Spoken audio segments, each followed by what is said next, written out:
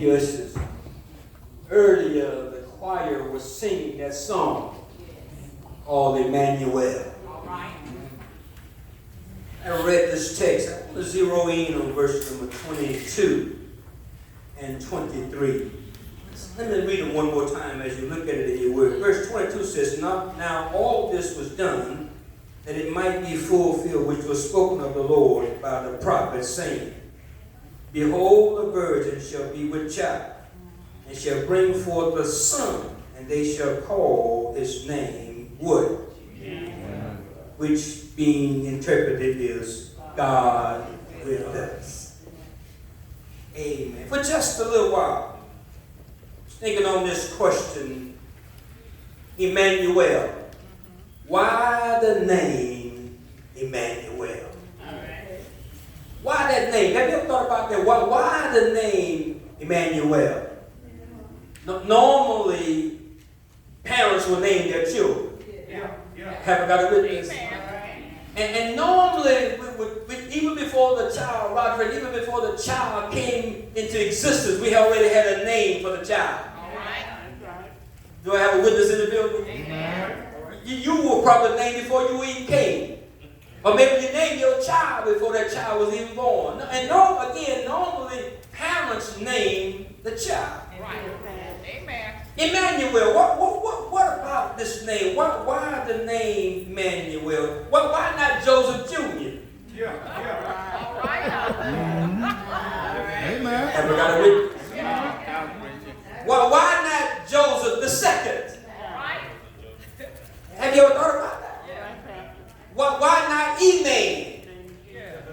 Why not man? Why not Manuel? Why the name Emanuel? Have I got a witness? Emmanuel. Can I just say three things why the name Emmanuel? First of all, the name Emmanuel, according to verse 22, the name Emmanuel was given by God. Emmanuel was given by God. This name, Emmanuel, appeared. It appeared 700 years before the child was even born. Matter of fact, Isaiah chapter 7, verse 14 says, Therefore the Lord himself shall give you a sign. Behold, a virgin shall conceive and bear a son, and shall call his name Emmanuel. 700 years before this baby was born, Sister Harris, the name Emmanuel appeared on the scene. And it was a sign from God. God spoke to the prophet Isaiah, and he said to Judah, there was a king in Judah by the name of Ahaz, and he was a treacherous king. And he spoke to this king and says, listen, this king of Judah said, this name Emmanuel is a sign that the house of David will be protected. It would be a sign, hello somebody, to God's people that don't worry, I got your back. I'm going to protect you from your enemies.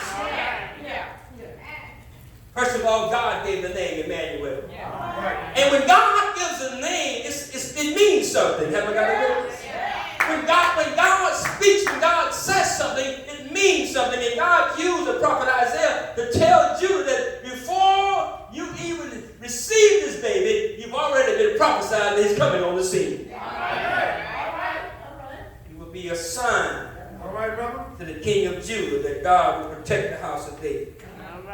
Now watch the text. The text says something like, now all this was what? Done. All what was done? First of all, this immaculate conception was done.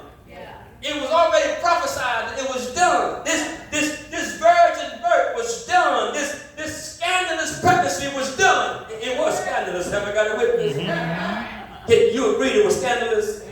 Here was Joseph, his girl, his wife, his fiance, his spouse was pregnant. Hello, somebody. And everybody in the neighborhood knew that it was scandalous because she was a virgin. And Joseph was the only one who knew that his wasn't his. That's scandalous when you know, hello, somebody. Everybody else thinking that's your baby. And you know it ain't your baby.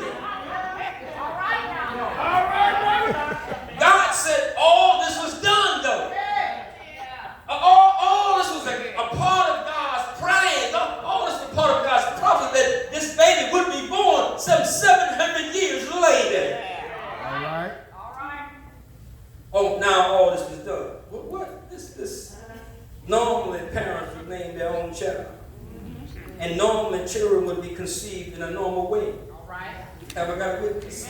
Amen. Sexual intimacy. That's how children are conceived. But this was normal. All right. Do y'all know the story? Come on. It wasn't normal. Come on. Have I got a witness? This name given by God, even before the child came in the world, was not normal. Emmanuel, this coming of this child would be a fulfillment, a completion of prophecy. It was not normal. Because God gave the name Emmanuel. It means something. Now, can I just share with you? It wasn't just any kind of name. Deacon Turner, there's a whole lot of Emmanuel's name today. I work with an Emmanuel. Have I got a witness? But there's no Emmanuel like this Emmanuel. Do I have a witness? There's no Emmanuel like this Emmanuel. It is a unique name. Look at verse 23 of our text. It says, before a virgin shall be with child and shall bring forth a son, and they shall call him his name Emmanuel. It's a name like no other name. It's a distinctive name. Have I got one witness? It's a set apart name, Sister Jones. It's a set apart name. It's an exclusive name that was only given to this child right here. Like I said, there's a whole lot of Emmanuels, but not all Emmanuels know everything. Not all Emmanuels are omniscient. Have I got a witness? Not all Emmanuels are omnipotent, which means that they have all power in their hands. Not all Emmanuels are everywhere at the same time. This Emmanuel was different. Have I got one witness? It was a unique name given by God. It is a matchless name. There's no name come close to this name, Emmanuel. There's no name, there's no person, Sister Smith, that comes close to this Emmanuel. It's irreplaceable name. And now watch this. Emmanuel is more than just a name. It describes, it's really a descriptive term which describes not a place, not a thing, but it describes a person. Watch the text. Verse 21 of the same text says, and she shall bring forth a son, and they shall call his name what? Emmanuel, or Jesus. Jesus, he shall save his people from their sin. This Emmanuel is not just any Emmanuel. This Emmanuel is Jesus the Christ. Do I have a witness in the building? So as we celebrate this season, we understand and know that it's all about Jesus. It's all about the Emmanuel that was prophesied some 700 years prior to his coming into the world. Again, it's not just any person. Emmanuel, Lord of Lords. Have I got a witness? You know him, right? As the King of Kings. Somebody said he's a rose of Sharon. Old folk used to call him the lily of the valley, the bright and morning star. He's bread when you're hungry. He's water when you're thirsty. Have I got a witness? Y'all act like I don't know him this morning. Do you really know him? Or have you really had an experience with him? Do you know he'll make a way out of nowhere? When it looks like there's no way, Sister Hip, all of a sudden a way opens up, a window opens up. I wish I got a witness in the building. This is not any kind of child I'm talking about. It's Emmanuel the Christ. Somebody called him Lily of the Valley. Bright and morning star. Have I got one witness? Emmanuel. What's in the name? It's a unique name. It's a different kind of name. There's no name like Jesus. Do I have a witness in the building? When your back is against the wall. When your money is funny. When your change is strange. When you're on your bed of affliction.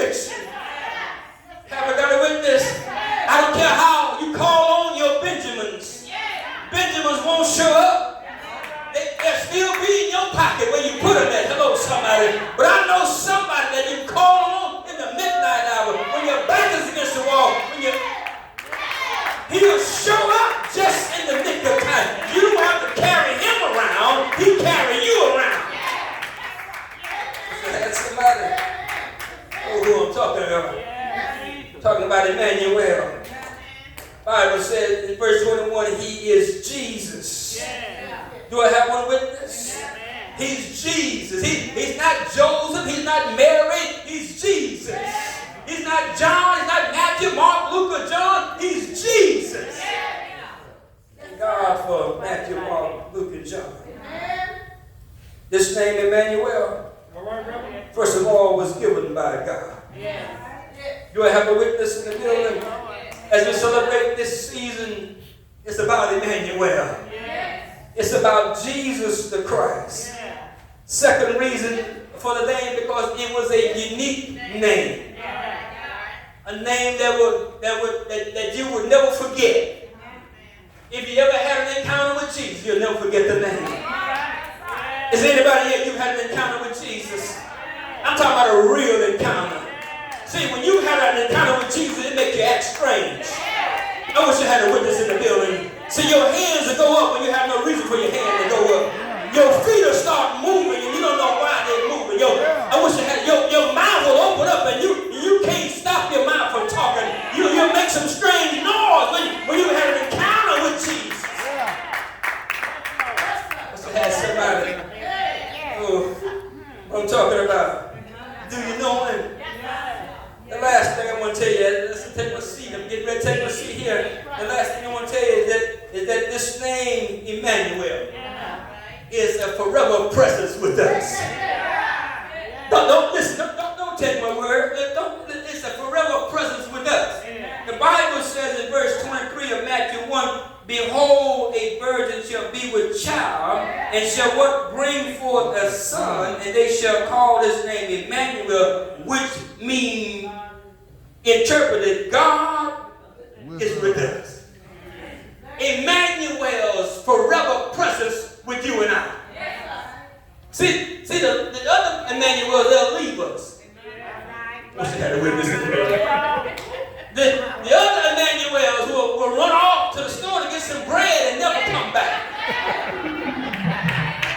I wish I had somebody know what I'm talking about. Those other Emmanuels will run off with somebody else. Never come back. But I'm coming out to tell you this morning that this Emmanuel that I'm talking about, you may leave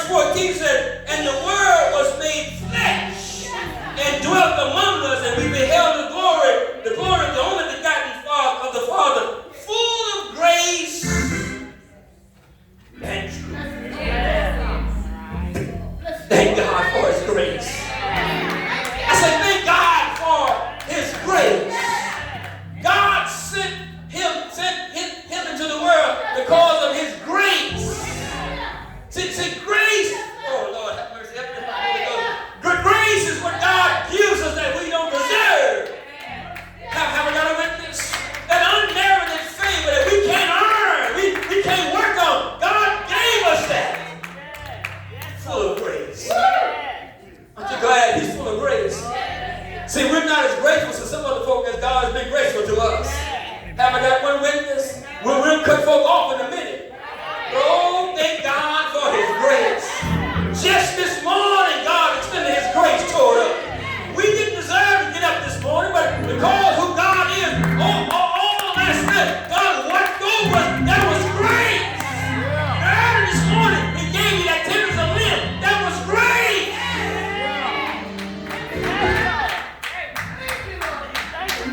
God with us. Word became flesh. Do I have a witness? God with us. He says, he dwelled among us. Took on the form of flesh. He could have stayed in glory. But oh, I thank God right now. I thank God right now that he didn't stay in glory. He came down. The same writer John said.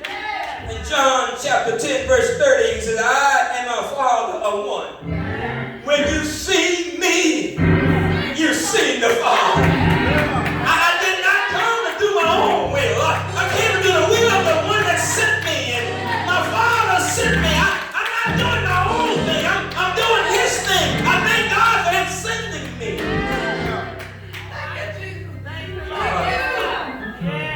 God with us. Jesus with us. When you think he's not there, he's there. It look like some dark moments in your life, but he's there. You may be feeling down, but he's there. He's right there. Emanuel, God with us. Wherever you are geographically, he's with us. Whatever state we're in, whatever position, whatever condition, whatever shape we're in, your body may be in bad shape right now, but he's right there. You may not have a job, but he's right there. You may be struggling with some things in your life. He's right there. God with us. Emmanuel's forever presence. I'm so glad today as I walk through this life and I understand and know that it's not going to be all peaches and cream. There's going to be some lemon days. There's going to be some dark days. There's going to be some forgetful days. Some days that you don't want to remember, but God's going to be with you. Emmanuel. God with us. Whatever shape you're in. Whatever your body shape might be. Whatever your financial state might be. Know this one thing. He's with you. And all you got to do is call on him. All you got to do is believe in him. Lord, I'm your child. You adopted me in your family. You said you never seen the righteous forsaken. Whatever we're facing, whatever challenge, whatever decision, whatever crisis in your life, I'm with you. I'm with you. I know what you're going through. There's nothing that I have not experienced. I know what you're going through. They talked about me. They laughed at me. They spit in my face. They nailed my hands to the cross. They nailed my feet to the cross. I know what you're going through.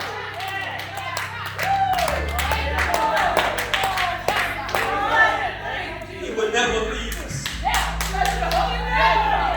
He would never leave us. You don't have to take my word. He never leave us. We can take his word for it. His word said in Hebrews chapter 13, verse number 5, I will never leave thee nor forsake thee. Your word says I'll never leave thee. And every now and again, you got to call him up on his word. You got to talk to him. You got to remind him of his word. Lord, you know what I'm going through down here, but your word says. I may not feel good, but your word says I'm healed by your stripes. Your word says.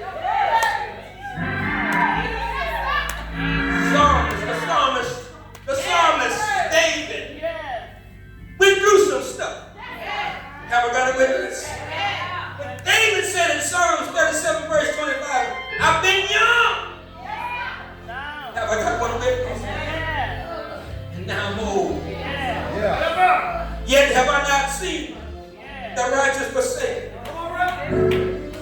nor his seed begging bread. I've gone through some stuff. I've seen a whole lot of stuff when I was young. I've experienced some stuff when I was young, but now I'm old, and all that I've experienced, I've never seen the righteous forsaken. Can I just put a pin right there and say that if you serve him, you live right? He's not going to leave you.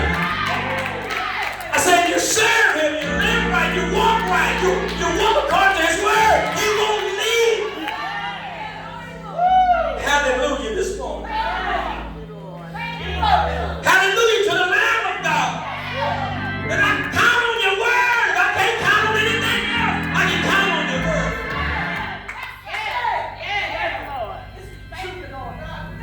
Have not seen the righteous forsaken, nor his seed begging bread. See, when your seed live right. What's that about? When your seed live right, they won't have to worry about anything. Because they serve the same God you serve. They will be fed. They will be taken care of. Because he said, I will never leave you. David said, I've been through some stuff. No, it hasn't been easy. And Jesus closes Matthew 28 as he writes to his disciples, as he's making his final plea with them. He's about to leave off the scene.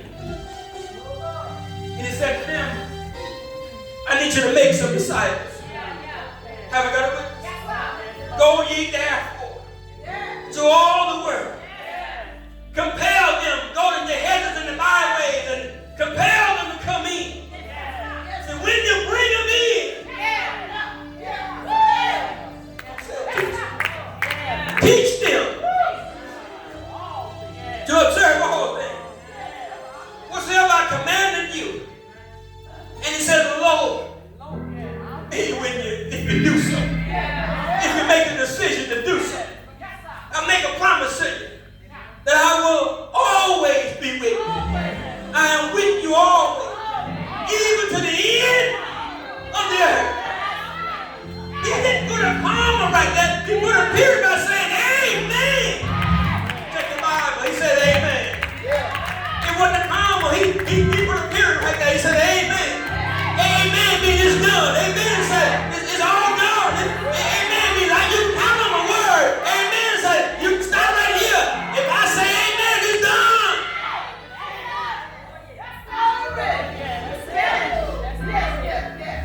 He was born in a manger because there was no room in the inn. He was born in what we call a hog pit, hog trough. Have I got a witness? He wasn't born in a fancy hotel, a fancy room. He was born fully in a hog trough where they slopped the hogs in the hog pit. No room in the inn. Go ahead. Have I got a witness? He was born. He was born. He was born. He lived 33 long years doing good. He lived 396 months. I say he lived 33 years, 1,722 weeks. He lived 12,053 days. He lived. But one Friday morning, he walked up the Golgotha's hill, no rugged cross on his shoulder. Yes, he did. No sin in his life. But he had to pay a penalty. There was nobody qualified to pay the penalty because he was Emanuel. Have we got a witness? I will declare, hung him, crucified him on the cross. Took him down. I heard Reverend Chetty say, somebody said last week it was a borrowed tomb because he was only keeping a few days. Have I got a witness? But early